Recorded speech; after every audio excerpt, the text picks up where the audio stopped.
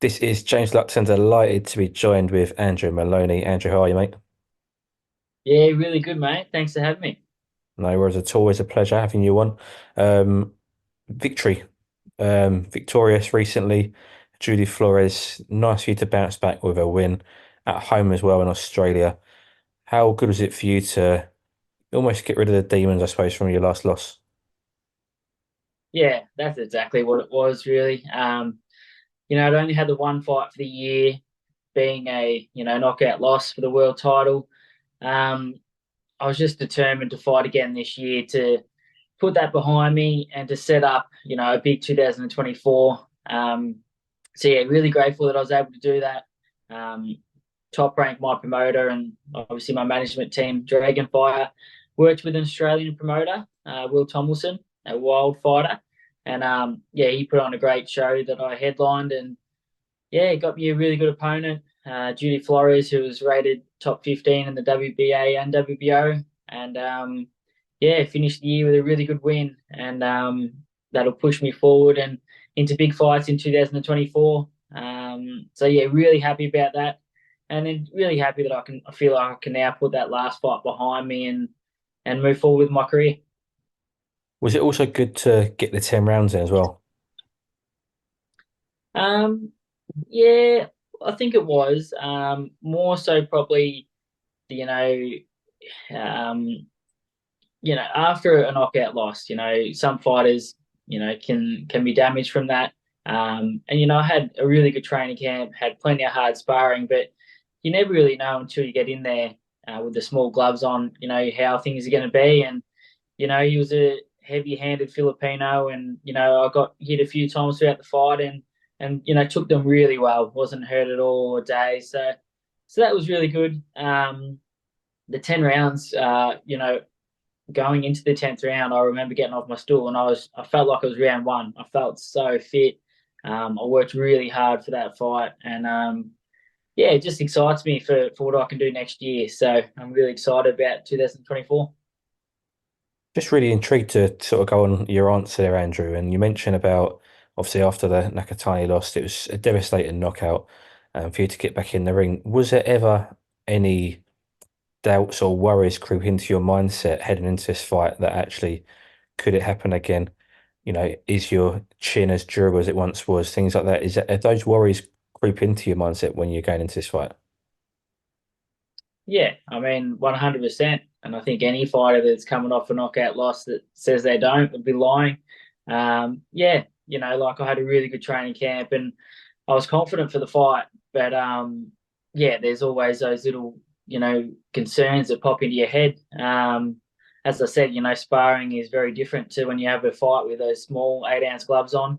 Um, so yeah, absolutely. Those thoughts did go through my head at times, and that's why I felt like I really need to have this fight to put that last one behind me and know that I'm all good and move forward in my career. And more than anything at the moment, like I'm nearly 33 in a couple of weeks' time, but I still feel like I'm getting better and better every week in the gym. Every fight, I feel like I'm improving, and I still feel like the best is yet to come. You definitely got to be one of the fittest boxers that I know, and your brother as well. I feel like you could probably go for 20 rounds. You don't ever seem to sort of fatigue or fade during a fight. And I know you both are training almost day in, day out, every day of the year. You guys, I like to call it gym rats. You don't like to spend time away from the gym sometimes. You've got to be dragged away. Just talk to me about that mindset still now, like you mentioned, nearly 33. You've had this same sort of mindset from when you was an amateur all the way through to today. You've been world champion, you've lost world championships, but yet you still got the same mentality, the same mindset. Why is that? Good question. I honestly don't really know where it came from, like this, just this determination and yeah, just sort of relentless drive that me and my brother both have. Um, yeah, I don't know where it came from, but yeah, we're addicted to the sport. We love training. I think more than anything, you know, we know that it is a short career, and at the end of my career, I don't want to look back with any regrets. I want to know that I gave it 100% and did everything I could and got the most out of myself and the sport. And yeah, that's what drives me every day. So yeah, we don't really do sort of training camps as such. We're always in the gym, just always trying to improve and get better as fighters. And I feel like that's the best way to do it. I feel like when you take a break from training, that's when things become really hard. It's really hard to come back when you're out of shape. Whereas if you stay in shape all year round, it feels easier to me. Um, and I think that's probably why, at nearly 33, I still feel 23. I still feel like I got plenty of years in me, and I just hope that I can continue winning world titles, and stay at the top. Because for me, it's boxing at the top level, or it's not boxing at all. I'm not interested in fighting on local shows. I want to be fighting at the top level, so I need to keep stay focused and keep winning to make that happen. That's it. And this victory that you had recently, that gives you I think, the vacant global title, gives you a decent world ranking, as you mentioned, sets you up or should set you up for some big fights for 2024. Anyone on your hit list, anyone that you're sort of aiming for that is a realistic potential target for you, potentially next door at some point later on in 2024? Yeah, absolutely. I mean, for me, I just want to become world champion. I want to fight for world titles again as soon as possible. But yeah, as you mentioned, I won the WBO global title. The WBO title becomes vacant in February. Kosi Tanaka is fighting a Mexican opponent for that belt.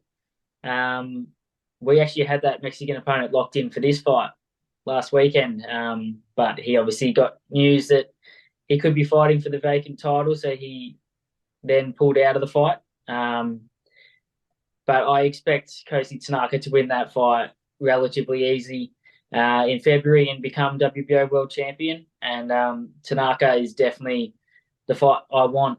The WBO rankings have just come out, and I'm at number 4 now, with Tanaka and the Mexican at 1 and 2, and then Roman Gonzalez at number 3. So I'm hearing rumors that Chocolatito may be moving up in to bantamweight, or he may go in another direction. So, once this world title fight happens between Tanaka and the Mexican, I could end up at number 1, um, and sitting there ready to go. So I really hope that I can get the winner of that fight, which I believe will be Kosi Tanaka, and that's a fight that I really want in 2024. Could that happen next for you? Let's say Tanaka fights in February and he wins that title. You're probably looking at the summer before he fights again, defends it at the earliest, I would imagine. Is that too long for you to wait? Do you want another fight in between? Or, is there potential risk of, risking your mandatory position if you do get that number one mandatory slot? Yeah, I mean, we'll have to see how things play out. I would like to fight before then. So if I have to have an eliminator to make sure that we get that mandatory spot, then we'll look at doing that for sure. But yeah, if I can, go straight into that Tanaka fight, um, yeah, no, for me, I like to stay active. I'll probably squeeze a fight in between. Um, but yeah, we'll just have to see how things work out with the rankings and things like that. But yeah, it's either an eliminator or another fight to stay active. And then hopefully we can get that Tanaka fight somewhere around the middle of next year. Absolutely, and I certainly hope that you do get that. I want to talk about your brother whilst I've got you on the line here. Obviously, you're not in Vegas with him currently.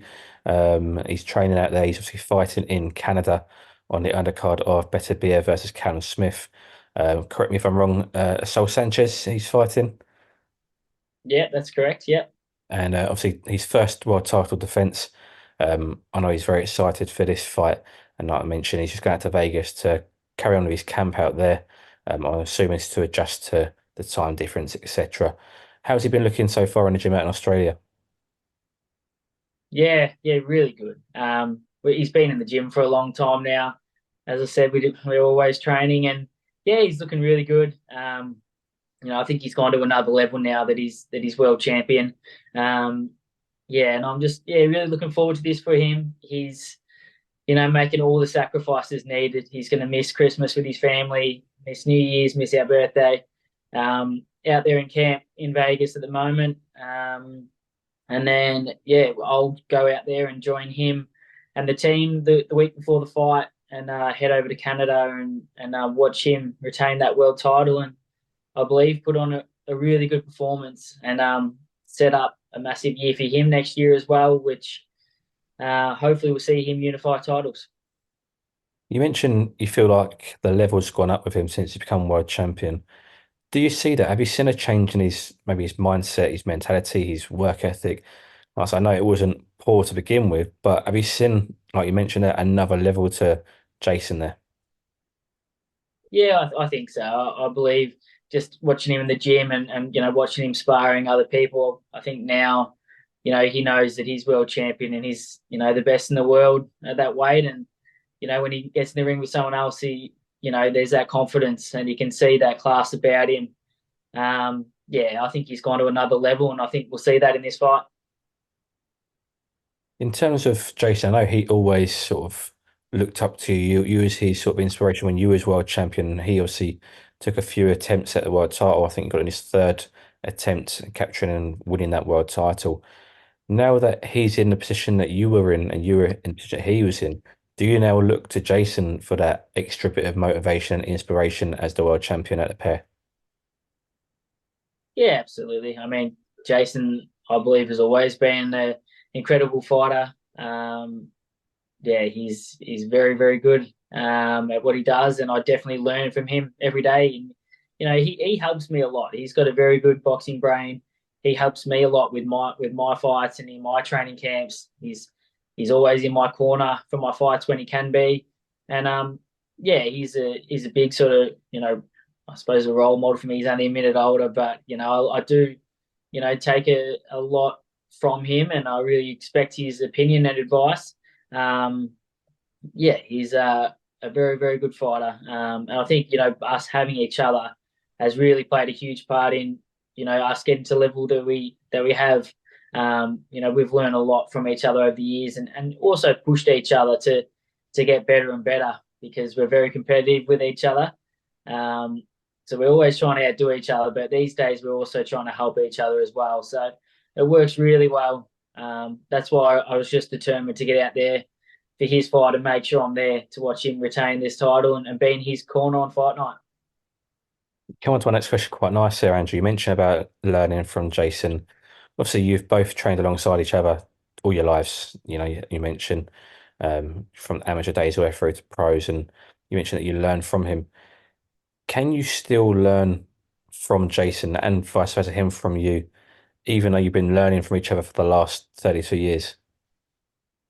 Yeah, absolutely. I still feel like I'm, you know, getting better and better every day in the gym and learning more and more. Yeah, and I think that the day you think that you know it all or you're not learning is the day you should retire because there's always something to learn in this sport. That's what makes it so addictive. I believe you can always get better. You've never seen a perfect fight or a perfect fighter. There's always ways to improve.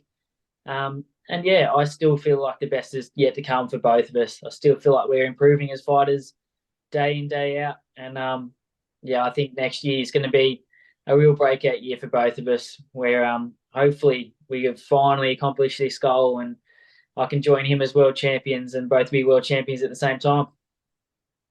Last question from me, Andrew. You've both fought all over the world, you and your brother.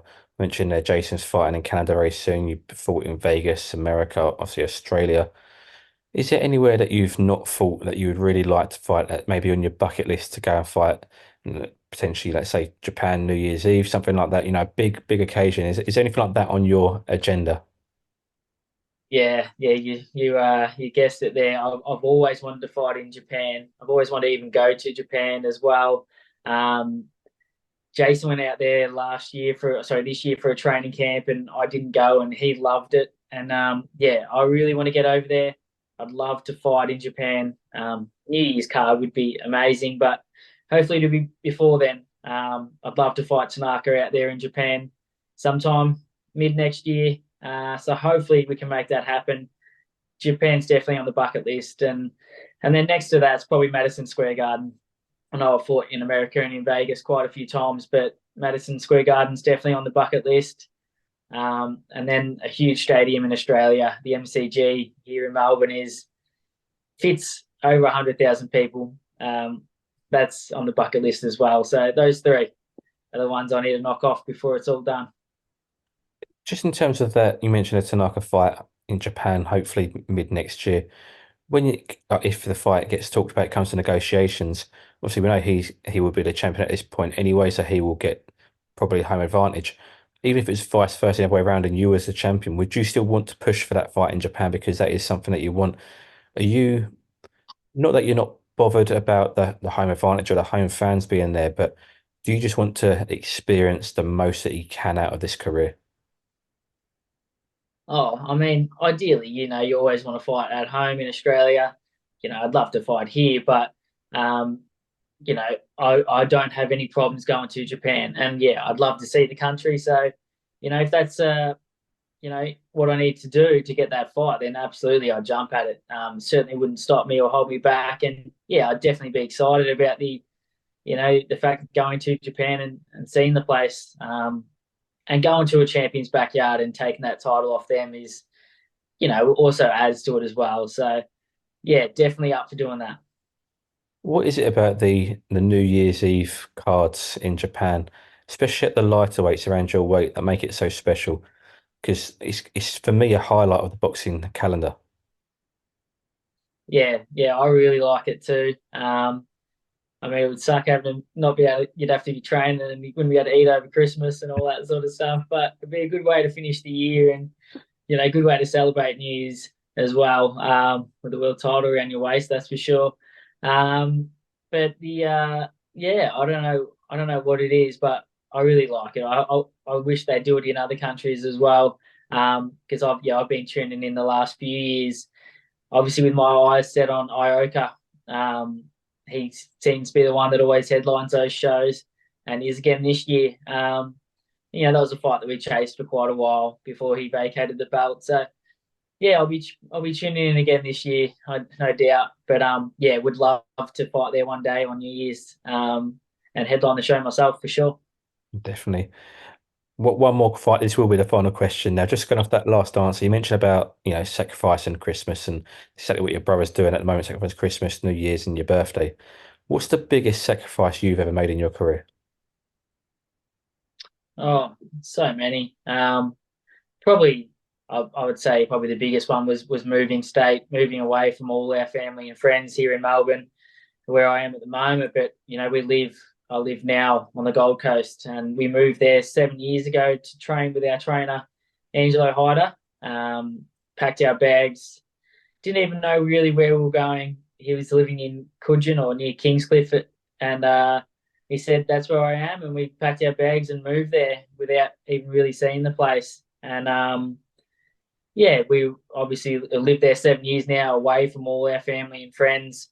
Uh, and yeah, it can be lonely at times, can be hard on our family, especially with the kids. We're having no sort of family support around a lot of the time. Um, but that's what we needed to do to progress in our career and train with the best trainer in Australia, no doubt.